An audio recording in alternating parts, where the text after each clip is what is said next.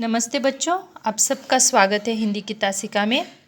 तो चलिए आज हमें एक नया पाठ सीखना है जिससे आपको कुछ सीखने को भी मिलेगा और शायद ही आप भी कुछ सीखने की इच्छा आपकी भी जागृत होने वाली है।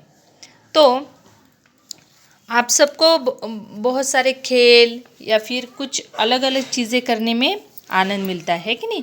तो आज हमें जो पाठ पढ़ना है, छठा पाठ है तैराकी एक व्यायाम। तैराकी एक व्यायाम। व्यायाम मतलब एक्सरसाइज और तैराकी मतलब टू स्विम या तैरना, स्विमिंग है ना। आप सबको पता है कि नहीं स्विमिंग। तो स्विमिंग भी एक क्या है, एक्सरसाइज है, एक प्रकार की एक्सरसाइज है। ये इस पाठ में हम पढ़ने वाले हैं। तो पाठ की शुरुआत करते हैं। कैलाश तैरना नहीं जानता था। कैलाश नाम का जो लड़का है आप ही की तरह चौथी कक्षा में पढ़ता है और उसे तैरना नहीं आता है। वह तैरना नहीं जानता था। उसके गुरुजी ने उसे तैरने के फ़ायदे बताए। जिस तरह से आपके भी टीचर गुरुजी आपको क्या पढ़ाते हैं, कुछ अच्छी चीज़ें आपको बताया करते हैं ना। जैसे हर दिन अगर आप दैनंदिनी लिखोगे तो वो आपके लिए अच्छा होगा। हर रोज़ आपको एक्सरसाइज या व्यायाम करना चाहिए, वो आपके लिए अच्छा होगा। या आपको हेल्दी फूड खाना चाहिए, या आपके लिए अच्छा। ये सब बातें आपको आपके जो बड़े हैं वो आपको सिखाते हैं। तो उसी तरह से ये जो कैलाश है उसके गुरुजी ने उसे बताया कि किस तरह से तैरने के बहुत सारे जो फ़ायदे होते हैं वो उन्होंने बताया। तैरना एक अच्छा व्यायाम है। तैरना एक अच्छा व्यायाम है। तो आपको लगेगा कि व्यायाम मतलब तैरना व्यायाम कैसे हुआ या फिर एक्सरसाइज कैसे हो सकती है। तो देखिए, तैरने से मनुष्य तंदुरुस्त रहता है। अगर आपको तैरना आता है तो आप कैसे होगे, आपका शरीर कैसे बनेगा, तंदुरुस्त बनेगा, हेल्दी बनेगा। उसे अच्छी भूख लगती है। जो तैरता है या फिर तैरने की जो प्रैक्टिस करता है उसे अच्छी भूख लगती है। खाना हज़म होता है। हज़म होना मतलब खाना जो है डाइजेस्ट होता है कि नहीं। जो भी आप खाते हैं वो आपकी शरीर में उसके सारे गुण जो है वो खाने में जो भी विटामिन्स या जो भी अच्छी चीज़ें होती है वो सारे जो है खाने के ज़रिए हमारे शरीर को मिलते हैं, है ना, और हम हेल्दी बनते हैं। आजकल लोग पैसा खर्च करके तैरना सीखते हैं। तो आजकल आप भी सुनते होंगे, है ना, कि तैरने के या फिर स्विमिंग क्लासेस जो होते हैं वो आजकल क्या होते हैं, शुरू किए जाते हैं, है कि नहीं। और बहुत सारे बच्चे, बहुत सारे लोग इसका फ़ायदा उठाते, पैसे लेकर ये व्यायाम या फिर ये जो तैरना सीखते हैं। तो कैलाश को तैरना नहीं आता था, परंतु उसके गुरुजी ने उसे बहुत सारे तैरने के फ़ायदे बताए। क्या फ़ायदे बताए? तैरने से मनुष्य कैसा होता है, तंदुरुस्त होता है, उसे अच्छी भूख लगती है और खाना हजम होता है। कैलाश ने बैसाख में तैरना सीखना शुरू किया। तो बैसाख क्या है? महीने का नाम है। जिस तरह से मराठी में चैत्र, वैशाख है कि नहीं, ये जो महीने होते हैं, और अंग्रेजी जैसे जनवरी, फरवरी है कि नहीं। और उसी तरह से हिंदी में भी जो है वो महीनों के नाम होते हैं ना, कि चैत, बैसाख।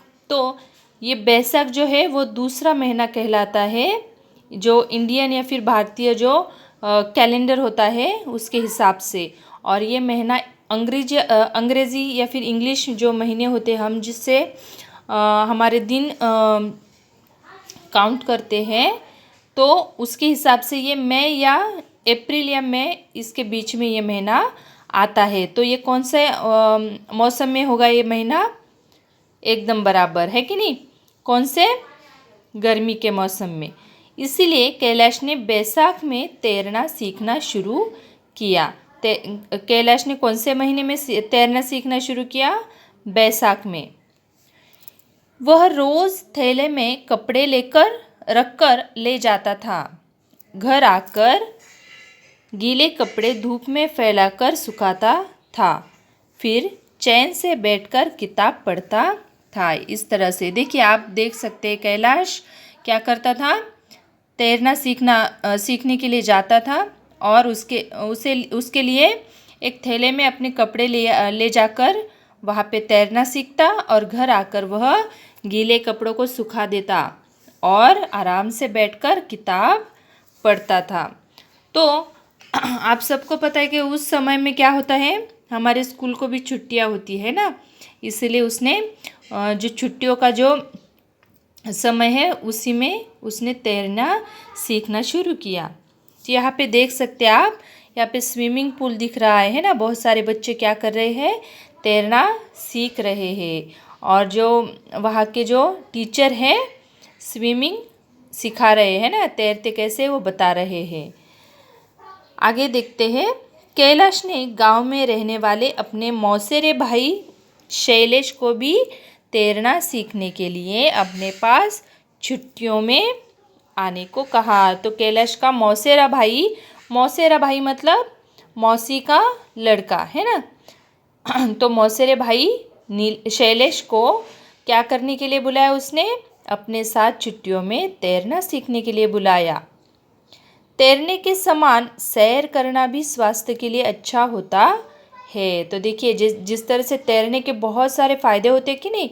देखिए, आप जब तैरते हो तो आपके पूरे शरीर का व्यायाम होता है। कैसे, आपको हाथ चलाने पड़ते हैं, पैर चलाने पड़ते हैं, आपको दिमाग भी आपका चुस्त रखना पड़ता है, आपकी आंखें भी आपको चुस्त रखनी पड़ती है कि नहीं। तो इस तरह से आपका पूरा शरीर जो है वो व्यायाम करता है। और जैसे तैरना अच्छी बात होती है, उसी तरह से सैर करना भी स्वास्थ्य के लिए अच्छा होता है। आप अगर हर रोज़ सैर करने जाओगे तो आपका स्वास्थ्य अधिक अच्छा होगा, है ना। सुबह सुबह सैर करने से शुद्ध हवा मिलती है। तो अगर आप सुबह अगर जो फ्रेश एयर होती है कि नहीं, सुबह की जो हवा होती है, ताज़ी हवा कहते हैं हम लोग, तो ये शुद्ध और ताज़ी हवा हमें सैर करने से मिलेगी और हमारी जो हेल्थ है, हमारा जो स्वास्थ्य है वो कैसा बनेगा, अच्छा बनेगा, है कि नहीं। तो तैराकी एक व्यायाम, ये पाठ आपको ज़रूर समझ में आया होगा। तो आप क्या करोगे बच्चों, ये पाठ किताब में से फिर से एक बार पढ़ोगे, अच्छे से पढ़ोगे, ठीक है। और उसके बाद यहाँ पे देखिए, हम व्याकरण का अलग से मैं वीडियो बनाने वाली हूँ।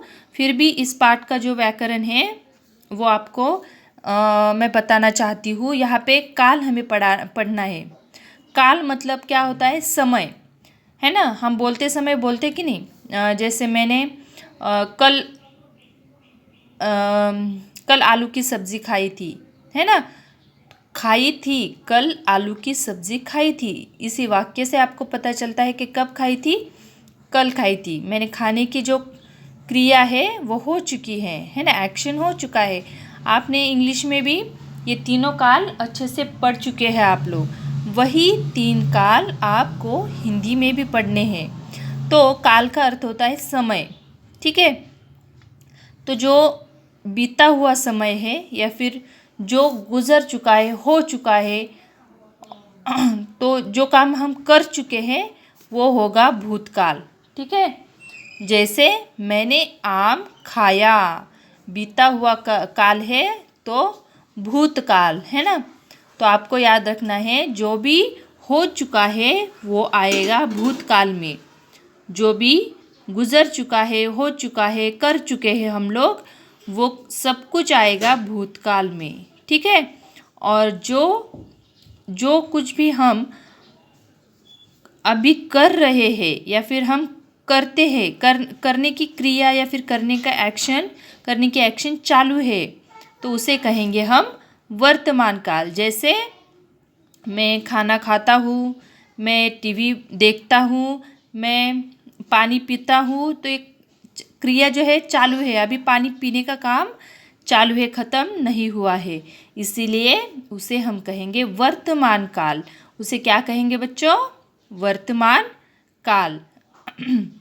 और जो भी हम करने वाले हैं, हमें करना है, हमने किया नहीं है, हम करने वाले हैं, या फिर हम जो भी एक्शन करने वाले हम सोच रहे करेंगे तो उसे हम कहेंगे भविष्यकाल, उसे हम कहेंगे भविष्यकाल, फ्यूचर टेंस, है कि नहीं। तो ये जो